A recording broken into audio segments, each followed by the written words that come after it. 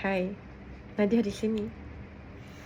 Saya sudah menonton hari ini satu filem yang agak trending buat masa ni.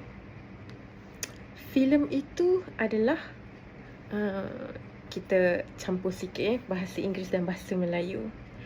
Filem itu adalah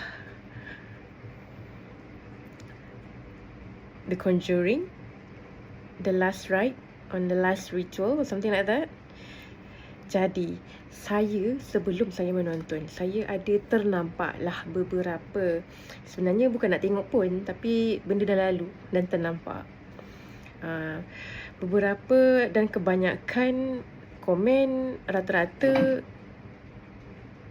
tak, aku tahulah aku boleh patut cerita tu. Aku tak payahlah buat aku tertakutkan. Jadi, kita baru tengok dan kita nampak rata-rata mereka mengatakan dan menyatakan bahawa cerita ini boring, sian, so sian. Sebab apa? Berkenaan dengan drama, berkenaan dengan family, berkenaan dengan tu kan ni, kurang jump scare ataupun expected, entahlah. Mungkin ada yang expected, mungkin ada yang tak. Tapi sebab aku tengok dengan ramai orang, jadi jeritan aku kurang. Dan aku telah menggunakan satu teknik yang sesuai untuk mengelakkan diri aku daripada menjerit banyak kali dan terkejut banyak kali. Jadi aku boleh bersedia dan kurangkan kekejutan dan kejeritan itu dan kepenatan di dalam menjerit itu. Tetapi entah macam mana hari ni sangat banyak ada banyak selingan dengan carutan. Secara fitrah begitulah. Jadi cerita ni sebenarnya seronok. Tak adalah kata bosan, boring. Aku rasa yang lagi boring dan bosan adalah Annabelle 2. I think Annabelle 2 kot. Memang gelak lah. Basically aku tak takut pun cerita, aku gelak aje. Bila dia lari daripada budak kecil, tiba jadi budak besar. Budak besar jadi orang besar, perempuan besar, perempuan dewasa.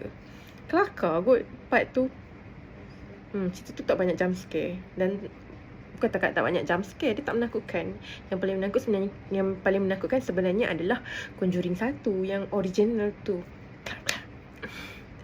Itulah, jadi pada saya tak bosan, seronok, saya suka. Tapi nak tengok 2-3 kali tak kot. Yang mungkin saya akan tengok banyak kali, 3 kali adalah cerita dia yang pertama, yang ada Bathsheba tu. Dan mungkin ada beberapa cerita dia yang lain. Dan yang paling akan banyak kali saya tengok adalah Insidious. Itu sangat best.